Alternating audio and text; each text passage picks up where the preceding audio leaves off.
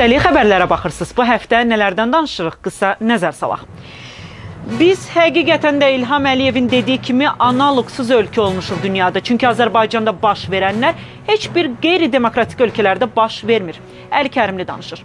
Siyasi məhbuslara qeyri-insani rəftar prezidentin cəza siyasətinin humanistləşdirilməsi haqqında sərəncamının yalnız sənəd üzərində keçərli olduğunu göstərir. Rusiya ilə Ermənistan arasında vahid hərbi blokun yaradılması Rusiyanın Azərbaycan və Ermənistana mesajı da politoloq danışır. Azərbaycanda əmək pensiyası haqqında qanun dövlətdən təqaüd almaq imkanına yalnız maneəçilik törədir. Hüquqşünas şərh edir. Ölkədə təhsil haqlarını kim və nəyə əsasən müəyyən edir? İdmançılar aksiya keçirdi. 15 aydır ki, maaşlar alınmır və digərləri haqqında bir qədər ətraflı. Faiq Əmirlini güya vergidən yayınmaqla ittiham edib həbs etdirən hakimiyyət özü milyardları daşıyıb ofşorlara aparıb. Azərbaycan Xalq Cəbhəsi Partiyasının sədri Əli Kərimli köməkçisi Faiq Əmirliyə 3 il 3 ay həbs verilməsindən bağlı danışarkən deyib, bildirib ki, Faiq Əmirliyə qarşı məhkəmə işi bu dövrün absurdluğunu göstərən və repressiyaları xarakterizə edən ən bariz nümunədir. Baxın, bunu kimlər deyir? Ən dəhşətlisi budur ki, bunu milyardları mənimsəyib ofşorlara aparan hakimiyyət deyir. Milyardları. Bir rayon təşkilatının sədri 200 milyon dolları mənimsəmiş hakimiyyət deyir. Bir naziri ayda 500 min manat paket almış, məsuliyyətdən yayınmış, indi də çox mühüm bir dövlət vəzifəsinə irəli çəkilmiş bir hakimiyyət irəli sürür bu ittihamları. Çox absurd bir işdir və Azərbaycan xalqı fərqində olmalıdır ki, bugün hakimiyyət öz rəqiblərinə qarşı bax belə absurd yollarla mübarizə aparır. Biz demək olar ki, artıq İlham Əliyevin dediyi mərhələyə gəlib çatmışıq. O analoqsuzluq mərhələsi ki var ha. Biz indi artıq analoqsuz olmuşuq dünyada. Hətta ən qeyri-demokratik ölkələrdə də bizdə baş verənlər baş vermir. İyulun 24-də bir qrup AXCP fəallı Ədliyyə Nazirliyinin qarşısında etiraz aksiyası keçirib. Onlar bir sayılı Bakı İstintaq Təcridxanasında saxlanılan Gözəl Bayramlıya qarşı qeyri-insani rəftara son qoyulmasını tələb ediblər. Etirazçılar Gözəl Bayramlının dərmanlarını verin, işgəncələrə son şüarlarını səsləndiriblər.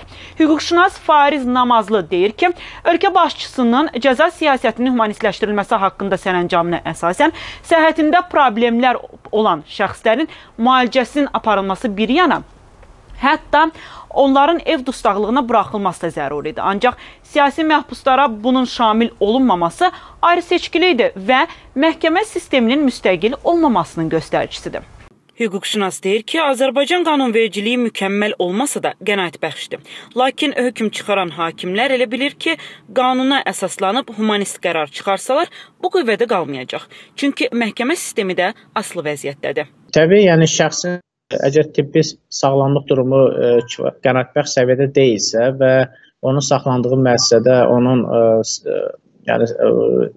sağlamlığı üçün lazımi avadanlıq, yəni dərman preparatları verilmirsə, o zaman o öz hesabına həmin dərman vasitələrini gətirə bilər və bunun da qarşısı alına bilməz. Yəni onun dərmanların verilməməsi ilə bağlı mən yəni rəsmi penitensiar sistemi xidmətin hər hansı bir açıqlamasını görməmişəm və onlar izah eləmir ki, nəyə görə dərmanlar verilmir. Əgər onlar göstərsə ki, bizə lazımi şərait var, lazımi dərmanlar var, həmin dərmanları təchiz edir, bu başqa məsələ. Amma yəni bununla da bağlı rəsmi açıqlama yoxdur. Sadəcə heç bir əsas gətirmədən həmin dərmanlar verilmir. Bu da təbii ki, ayrı seçkilikdir. İlham Əliyev məni heç vaxt qorxuda bilməz və o yalnız məni, ailəmi həbs etdirməklə əhalini qorxutmaq istəyir. Hüquq müdafiəçisi Vidadi İskəndərli belə deyir. Hazırda Fransaya sığınacaq üçün müraciət edən hüquq müdafiəçisi deyir ki, bundan sonra da Əliyev rejiminə qarşı daha da kəskin mübarizə aparacaq. İlham Əliyevin rejiminə qarşı, İlham Əliyevin rejiminin mahiyyətinin cinayətkar olmasının ifşa etməsinə çıxışlarıma sosial şəbəkələrdə 1 milyondan çox insan baxmışdır. Sözsüz ki, yüzlərlə, 10 minlərlə artıq tərəfdarım əmələ gəlir. Yüzlərlə, minlərlə mesajlar alıram ki, Vidadi İskəndərli tutduğu mövqeyi düz mövqeyidir. Artıq xalq dözə bilmir. Sözsüz ki, indi bunun qarşısını almaq üçün də demək, bütün bu aləmə basdılar və xalqın gözün qorxuzmaq, o cümlədən aləmin gözün qorxuzmaq istəyirlər. Daha doğrusu buna müəyyən bir mənada öz məqsədlərinə yüngül olsa çatıblar, ancaq sona qədər çata bilməyəcəklər. Mənim Əliyev rejimlərinə qarşı mübarizəm daha kəskin olacaq və daha demək, bütün dünyada bu rejimi ifşa edəcəm və hesab edirəm ki, yaxın günlərdə demirəm, yaxın illərdə Əliyev rejimi məhkəmə qarşısında dayanacaqdır.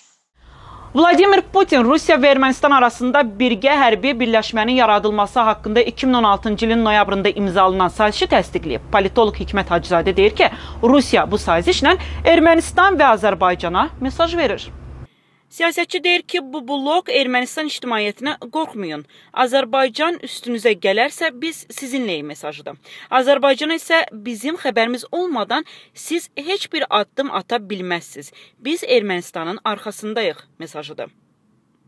Azərbaycan əfsus ki, hələ ki heç nə eləyə bilməz. Azərbaycan da özünə bir belə bu həcmdə bu gücdə bir müttəfiq axtarmalıdır dünyada və hələ ki belə müttəfiq bizim üçün yoxdur.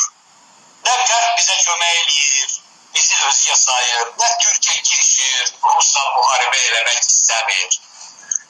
Bizim bir böyük yolumuz var, biz Avropa ailəsinin üzvü olmalıyıq. Ne eləmək? İslahatda aparmaq, demokratik ölkə olmaq, dünyaya göstərmək ki, biz daha insanıq. Ona görə gəlin, bizi müdafiə edin. Əgər bizim bu mesajımızı Avropa hökumətləri qəbul eləməsələr belə, Avropa ictimaiyyəti qəbul eləyəcək və öz hökumətlərindən tələb edəcək ki, gedin, girişin, oran, dayandırın, Azərbaycana kömək edin və s. Azərbaycan demokratik ölkədir, mədəni ölkədir, Azərbaycan bizim tərəfimizdədir. Bax, onda nəsə yaradacaq. Azərbaycanda əmək pensiyaları haqqında qanun əhalinin pensiya almaq hüquqlarını məhdudlaşdıran, pensiya məbləğini xeyli azaldan mürtəci bir qanundur.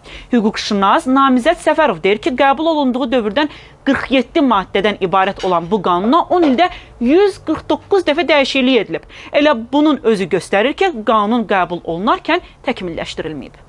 Hüquqşünas deyir ki, yeni qanun qəbul olunana qədər qüvvədə olan köhnə qanun layihəsinə əsasən işçi 1000 manat maaş almışsa, pensiyaya çıxdıqda ən azı aldığı maaşın 80%-ni, yəni 800 manatını pensiya kimi alacaqdır. Yeni qanunda isə bu rəqəm 1000 manat maaş üçün cəmi 300 manat pensiyadır.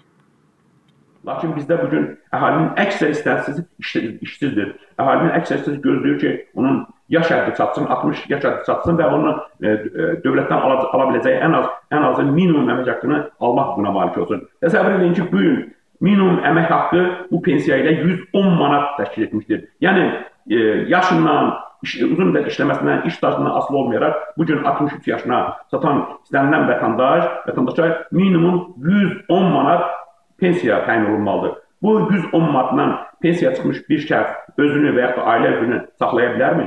Göründüyü kimi hal-hazırda qüvvədə olan, yəni 2006-cı ildən qüvvədə olan Azərbaycan Respublikasının əmək pensiyalar haqqında qanun bərbad bir vəziyyətdədir. Ölkədə təhsil haqlarını kim və hansı əsaslarla müəyyən edir?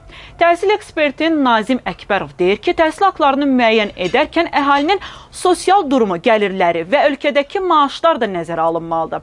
İndiki halda əhalinin gəlirləri ilə təhsil haqlarına qoyulan məbləğlər qətiyyən uyğun deyil. İşığın qiyməti bəlli, suyun qiyməti bəlli, elektrikin qiyməti bəlli, maaşlar bəlli, hər şey bəlli.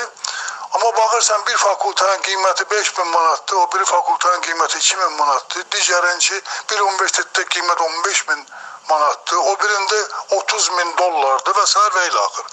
Yəni bunun bir sualın cavabı yoxdur. Ola bilər ki, burada fərq ondan ibarət olsun ki, adam xaricdən müəllim dəvət edir, onun da burada yaşaması, işləməsi üçün əlavə əmək haqqılar verir, neyini, sığortasını verir və s. və ilə axır. Bu ola bilər. Amma birdən-birə hər şeyə bu qədər yüksək belə bir rəqəmi qoymaq Və bunun izahını da izah eləməmək vətəndaşlarına əlbəttə biraz belə qəribə bir hala salır.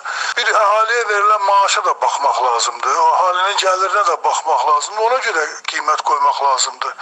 Yoxsa mən pul qazanmaq istəyirəm deyim.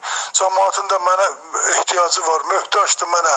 Mən ondan 15 min, 20 min, 30 min, 50 min dollar və yaxud manat pul alacağım. Bu insafsızlığın lap zirvəsidir. İdmançılar 15 aydan çoxdur ki, maaşlarını ala bilmirlər. Bundan əlavə, 3 həftə sonra başlayacaq dünya çempionatı üçün təlim məşq toplantısı da keçirilmir. Kasıbçılıqdan şikayətlənən idmançılar çempionatlara da hazırlaşa bilmədiklərini deyirlər.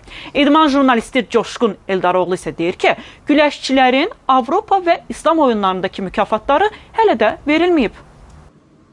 Onlar incil odur ki, lazımi qiymət verilməyib. Orada bir ifadə keçir, deyirlər ki, bir ildə mükafat almırıq. Güləş yığmasının üzvləri deyir. Mükafat deyəndə Avropa oyunları və İslam oyunlarına görə vəd olunan böyük məbləğlərdən gedir söhbət. Biz ki, yazırdıq, sosial şəbəkələrdə etiraz edirdik, həm məbləğləri almayıblar. Ukrayna prezidenti Petro Poroshenko Mikhail Saakashvilinin Ukrayna vətəndaşlığını ləğv edib. Məlumatı Ukrayna Miqrasiya xidməti yayıb. Bildirilir ki, Mikhail Saakashvilinin vətəndaşlığının ləğv edilməsinə səbəb onun 2015-ci ildə vətəndaşlığa müraciət etdiyi zaman məlumatları yanlış daxil etməsidir. Özbəkistanın mərhum prezidenti İslam Kərimovun qızı Gülnarı Kərimova həbs olunub. Kərimova hələ 2015-ci ildə bir sıra cinayətlərdə suçlanıb. O, mənimsəmə, zorla pul qoparma, dövlət vəsaitlərinin təyinatı üzrə xərclənməməsi və vergidən yayınma üzrə epizodlar üzrə ittiham edilir. Buna görə də azadlığı 5 il müddətinə məhdudlaşdırılıb. Bu həftəlik bu qədər. Görüşənədək.